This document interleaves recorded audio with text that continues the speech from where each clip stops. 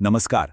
आज हम बात करने वाले हैं भारत और अमेरिका के बीच हुए एक ऐसे ट्रेड क्लैश की जिसने न सिर्फ सुर्खियां बटोरी बल्कि इंटरनेशनल ट्रेड के नियमों को भी एक तरह से चैलेंज कर दिया।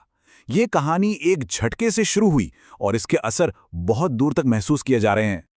जरा एक पल के लिए सोचिए, आप कोई चीज आज एक कीमत पर खरीदते हैं और कल सुबह पता चलता है कि उसकी कीमत 50% 50% बढ़ गई है। सुनने में ही अजीब लगता है ना?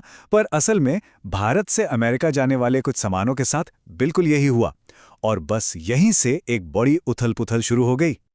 तो आखिर ये सब शुरू हुआ कैसे? इसकी जड़ में है एक ऐसा फैसला जिसने सबको, सचमुच सबको चौंका दिया। तो चलिए कहानी के पहले पड़ाव पर चलते हैं, वो 50% टैरिफ का झटका जिसने पूरे खेल को ही बदल कर रख दिया। अमेरिका और भारत दोनों के बीच सालों से व्यापारिक रिश्ते चले आ रहे थे, लेकिन अचानक इन रिश्तों के बीच एक बहुत बड़ी रुकावट आ खड़ी हुई और इस पूरी कहानी का सेंटर पॉइंट था सिर्फ एक नंबर।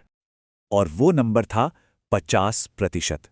जी हां, अमेरिका ने भारत से आने वाले कुछ चुनिंदा सामानों पर अचानक से 50% का भारी भरकम टैरिफ लगा दिया।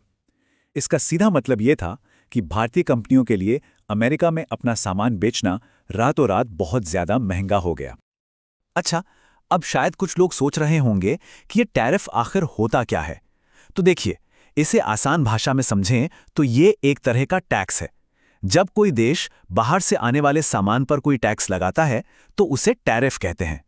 इसका एक मकसद अपने देश में बन रहे सामान को थोड़ी बढ़त देना भी होता है। तो जब एक इतना बड़ा ट्रेड पार्टनर अचानक ऐसा कोई कदम उठाए तो दूसरा देश क्या करता है? जाहिर है, भारत चुप नहीं बैठा।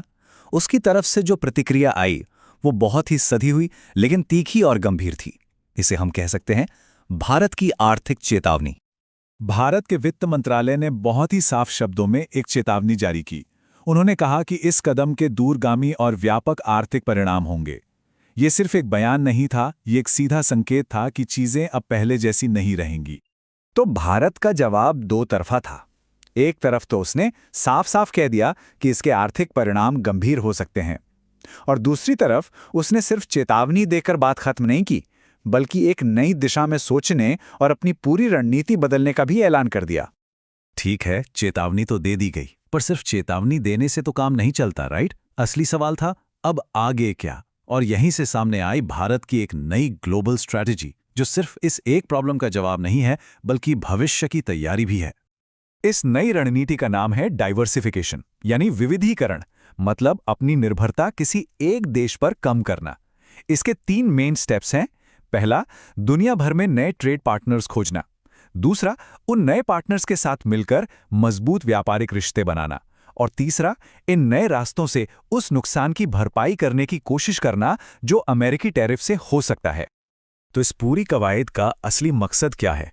मकसद है एक ऐसा मजबूत और लचीला यानी फ्लेक्सिबल ट्रेड नेटवर्क बनाना जो किसी एक देश के फैसलों पर निर्भर ना रहे। यह बिल्कुल वैसा ही है जैसे कहते हैं ना कि अपने सारे अंडे एक ही टोकरी में नहीं रखने चाहिए। लेकिन रुकिए, ये कहानी सिर्फ भारत और अमेरिका के बीच की कोई ट्रेड डील नहीं है। इसका असर कहीं ज्यादा गहरा और बड़ा है। तो सवाल उठता है कि हम सबके लिए ये घटना आखिर मायने क्यों रखती है? इस पूरे मामले से हमें 3 बहुत बड़ी बातें समझ में आती हैं। पहली, कि दुनिया में व्यापार के रिश्ते कभी भी पत्थर की लकीर नहीं होते, वो हमेशा बदलते रहते हैं। दूसरी, हर देश चाहता है कि वो आर्थिक रूप से किसी एक पर हद से ज्यादा निर्भर न रहे। और तीसरी, जो सबसे दिलचस्प है, वो ये कि कैसे एक देश का एक फैसला पूरी दुनिया में एक डोमिनो इफेक्ट की तरह बड़े बड़े रणनीतिक बदलाव ला सकता है। और यहीं पे हम एक बहुत बड़े सवाल के साथ रुकते हैं।